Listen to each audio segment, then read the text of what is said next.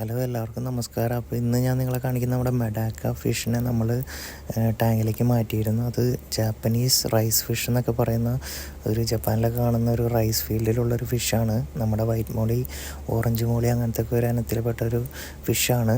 പക്ഷേ ഇവയുടെ പ്രത്യേകത എന്ന് പറഞ്ഞു കഴിഞ്ഞാൽ ഈ ഒരു വെറൈറ്റി ഇത് നമ്മുടെ കയ്യിൽ ഗോൾഡൻ കളറാണ് നമ്മുടെ കയ്യിലുള്ളത്, അതായത് ഓറഞ്ച് പോലത്തെ ഒരു കളറ്.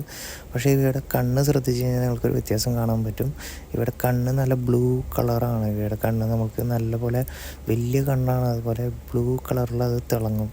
നിങ്ങൾ ഈ വീഡിയോയിൽ നോക്കിക്കഴിഞ്ഞാൽ നിങ്ങൾക്ക് കാണാൻ പറ്റും അതിൻ്റെ കണ്ണ് നല്ല ബ്ലൂ ആണ്. അപ്പോൾ അത് നിങ്ങളൊന്ന് കാണിക്കാൻ വേണ്ടിയിട്ടാണ് ഞാൻ ഈ വീഡിയോ ചെയ്തത്. അപ്പോൾ ഇത് മുട്ടയിടുന്ന ഒരു ഫിഷാണ്. അപ്പോൾ നിറച്ച് മുട്ടയിടും അതിൻ്റെ സീസൺ ആകുമ്പോൾ. പക്ഷേ മുട്ട ഇവ തന്നെ കഴിക്കും. അത് കാരണം നമുക്ക് ടെട്രേനൊക്കെ ബ്രീഡ് ചെയ്യുന്ന പോലെയാണ് ഇവയുടെ മുട്ട നമുക്ക് എടുത്ത് മാറ്റി വിരിയിക്കണം. ഇവയെ നമ്മൾ മുട്ട വാങ്ങി വിരിയിച്ചെടുത്ത കുഞ്ഞുങ്ങളാണ്, അല്ലാതെ നമുക്ക് ഫിഷായിട്ടല്ല നമ്മൾ വാങ്ങിക്കുന്നത്. അപ്പോൾ ഇവിടെ കണ്ണിൽ ഒരു പ്രത്യേകതയുണ്ട്, അത് കാരണമാണ് ഞാൻ നിങ്ങൾക്ക് ഈ വീഡിയോയിൽ കാണിച്ചു തന്നത്.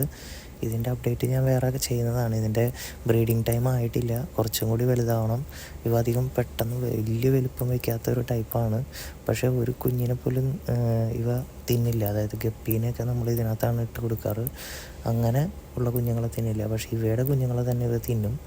ഇവയുടെ മുട്ടയാണ് ഇവറ്റങ്ങൾ കൂടുതലും തിന്നുക. അപ്പോൾ നമുക്ക് ഇതിനെ സെപ്പറേറ്റ് മുട്ട വിരിയിച്ചെടുക്കേണ്ട ഒരു ഫിഷാണ് മെഡാക്ക ഫിഷ്.